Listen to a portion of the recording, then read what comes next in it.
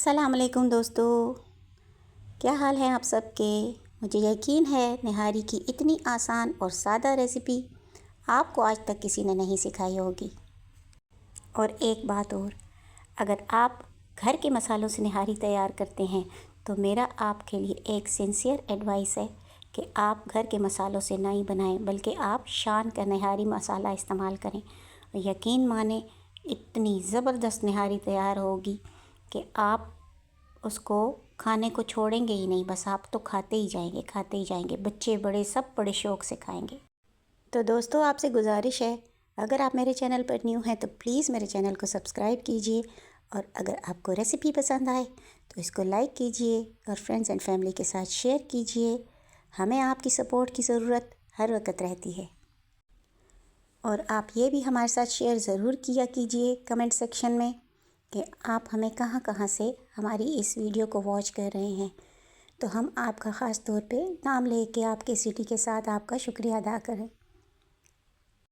चलें जी, गपशप तो हमने काफ़ी कर ली है, तो चलते हैं आज हम अपनी रेसिपी की तरफ। यहाँ पर हमने बीफ ले लिया है, और ये हमने कुछ चीज़ें जो इस निहारी के डिश में इस्तेमाल होंगी वो हमने ले ली हैं। चूल्हे पर हमने अपने पतीले को रख दिया है। इसमें हमने 1 कप घी का ऐड कर दिया है। घी को थोड़ा गर्म होने देते हैं। यहाँ पे हमने 2 मीडियम प्याज स्लाइस करके रखे हुए थे, वो इसमें ऐड किए हैं। प्याज को थोड़ा ज़्यादा मिकदार में इसलिए डाला है कि बाद में हमें ये गार्निशिंग के लिए इसको चाहिए होगा। तो प्याज को हम अच्छे से लाइट गोल्डन ब्राउन कर लेंगे। जब ये प्याज हमारा लाइट गोल्डन ब्राउन हो जाएगा तो हम इसको इसमें से सारा प्याज जो है वो एक तरफ निकाल कर रख लेंगे। ये देखें जी, प्याज को हमने लाइट गोल्डन किया और हमने इसको अच्छे से घी निचोड़ के निकाल लिया। अब वही घी जिसमें हमने प्याज को गोल्डन ब्राउन किया था, इसमें हमने सारा बीफ जो है वो ऐड कर दिया। अब बीफ को हम थोड़ी देर के लिए भूनेंगे ताकि इसका कलर चेंज हो जाए। यहाँ पर हमने इसमें 1 tablespoon ginger garlic paste add कर दिया। अब हमने इसको भूनना है तकरीबन 5 से 8 मिनट के लिए। ये देखें जी, कलर चेंज हो गया इसका।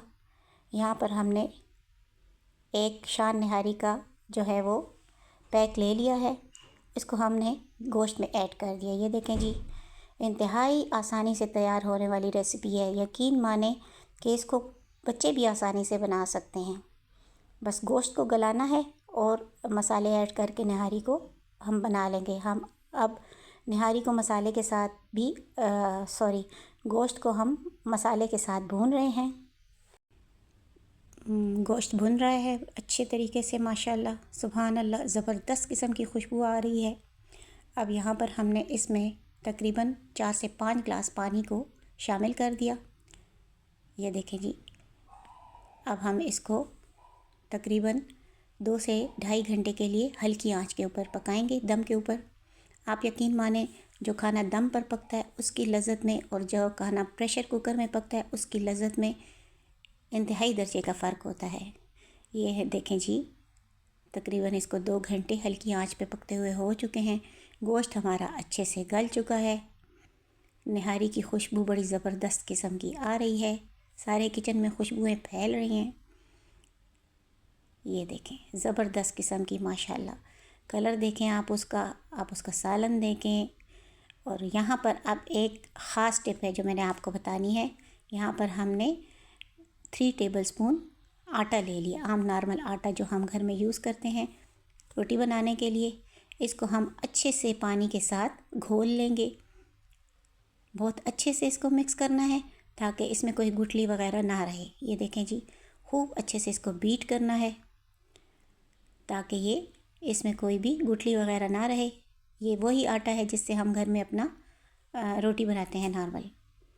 तो खूब जब इसको अच्छे से ये पानी में इसका पेस्ट सा तैयार हो चुका है, तो अब हमने इस गले हुए गोश्त में इस आटे के मिक्सचर को ऐड कर देना है। अब हम इसमें थोड़ा चमचा चलाएंगे।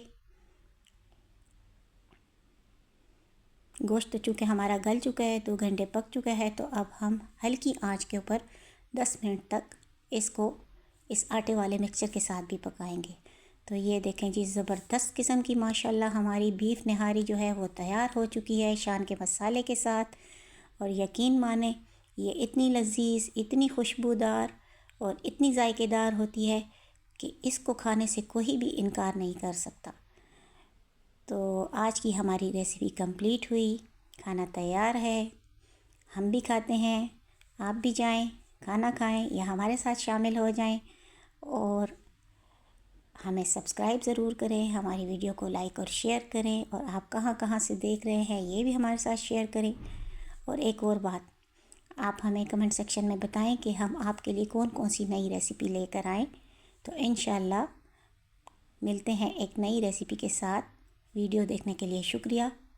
आपके प्यार और आपकी सपोर्ट की हमें हमेशा ज़रूरत रहती है। बहुत सी दुआएं, बहुत सी नेक ख्वाहिशात आप सब के लिए।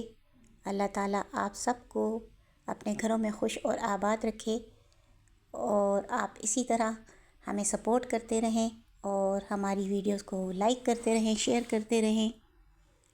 तो शुक्रिया जी, मिलते हैं इंशाल्लाह एक नई रेसिपी के साथ। तब तक के लिए अल्लाह हाफ़िज़।